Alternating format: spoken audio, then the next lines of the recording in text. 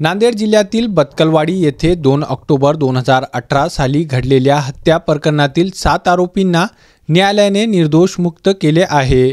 तब्बल 6 वर्ष चाललेल्या या खटल्यात सरकारी पक्षाला आरोपींविरोधात ठोस पुरावे सादर करण्यास अपयश आल्याने आरोपी निर्दोष सुटले। या प्रकरणात मुदखेड पोलिसांनी आरोपींविरोधात भारतीय दंड संहितेच्या कलम 302, 452, 143, 147, 148, 149, 506, 504 तसेच हत्यार कायदा 4/25 अंतर्गत गुन्हा नोंदवून 7 आरोपींना अटक करण्यात आली होती। मात्र 13 साक्षीदार तपासूनही आरोपींविरोधात आरोप सिद्ध झाले नाही। त्यामुळे जिल्हा सत्र न्यायाधीश 1 यांनी सर्व 7 आरोपींना 3 डिसेंबर 2024 रोजी निर्दोष मुक्त करण्याचा निर्णय दिला। विशेष म्हणजे आरोपींचा खटला कारागृहातूनच चालला होता, कारण उच्च न्यायालयाने त्यांचा जामीन अर्ज फेटाळला होता।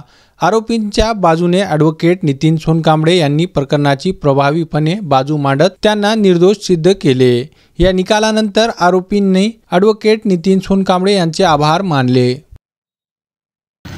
पोलीस स्टेशन मुदखेड येथे एक गुन्हा दाखल करण्यात आला होता। त्या गुन्ह्यामध्ये फिर्यादी मैताचा मुलगा विजय भंडारे यांनी अशी तक्रार दिली होती की बत्कलवाडी गावामध्ये दिनांक 2 ऑक्टोबर 2018 रोजी गावामध्ये येऊन 7 आरोपी लोकांनी त्याच्या वडिलास दगडाने लाठीकाठ्याने मारून जखमी केले व त्याच्यामध्ये त्याच्या वडिलांचा मृत्यू झाला। त्याच्या संबंधी पोलीस स्टेशन मुदखेड यांनी सदरील प्रकरणामध्ये 7 आरोपी लोकांना अटक केली व न्यायालयामध्ये दोषारोपपत्र दाखल केला होता व त्या दोषारोपपत्राच्या विरुद्ध न्यायालयामध्ये सरकारी पक्षाने असे आरोप लावले की मैताला त्याच्या पत्नीसमक्ष व नातवासमक्ष तसेच मैताच्या भाऊ व पुतण्यासमक्ष ह्या सदरील आरोपी लोकांनी मारून टाकले व त्याच्यानंतर पोलिसांनी तपास करत सदरील प्रकरणामध्ये जवळपास 30-35 साक्षीदार तपासून दोषारोपपत्र दाखल केला।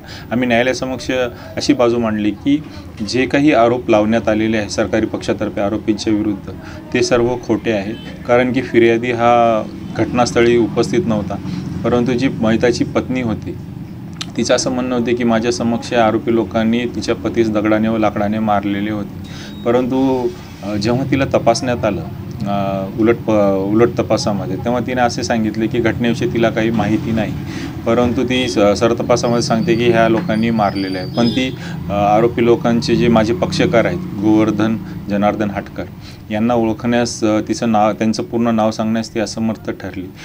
सरकारी पक्षाने जे काही आरोप लावले होते जे मरण्याचे कारण वगैरे आहे, आम्ही न्यायालय असं दाखवून दिलेलं आहे की जे काही प्रथम दर्शनी जे साक्षीदार सरकारी पक्षाने न्यायालयासमक्ष प्रस्तुत केले ते घटनास्थळी ॲक्च्युली नव्हतेच आणि जे काही आमचे आरोपी आहेत ते निर्दोष आहेत, त्यांनी कसल्याच प्रकारचा काही गुन्हा केलेला नाही आणि त्यामुळं सन्मान न्यायालयाने बेनिफिट ऑफ डाऊटचा फायदा घेत आम्हाला ह्या सदरील प्रकरणामध्ये निर्दोष सोडलेले आहे। ह्या सदरील प्रकरणात एकूण 7 आरोपी होते व 7 आरोपीपैकी माझे जे पक्षकार होते गोवर्धन जनार्दन हाटकर त्यांची बाजू मी भक्कमपणे न्यायालयात मांडली व सदरील प्रकरणात सन्माननीय जिल्हा सत्र न्यायालय यांनी सर्व 7 आरोपींना निर्दोष सोडण्याचे आदेश पारित। ह्या सदरील प्रकरणामध्ये विशेष बाब अशी होती की सदरील प्रकरणातील जे 7 आरोपी आहेत हे 7 आरोपी 6 वर्ष 2 महिने 1 दिवस हे अंडर ट्रायल चाललेली आहे। सर्व केस ही आरोपींना अंडर ट्रायल ह्याच्यातूनच चालवण्यात आलेली आहे। तसेच सदरील प्रकरणात आरोपींना अटक केल्यानंतर जिल्हा सत्र न्यायालय नांदेड येथे जामीन अर्ज आरोपींचा जामीन अर्ज नामंजूर केला। त्याचप्रमाणे उच्च न्यायालयाने सुद्धा त्यांचा जामीन अर्ज नामंजूर केला होता व त्यानंतर सदरील केस खटला हा अंडर ट्रायल चालला आणि त्याच्यानंतर ह्या सदरील प्रकरणामध्ये दिनांक 3/12/2024 रोजी सन्माननीय जिल्हा सत्र न्यायालयाने आदेश पारित करत सर्व आरोपींना निर्दोष सोडण्याचे आदेश पारित केले।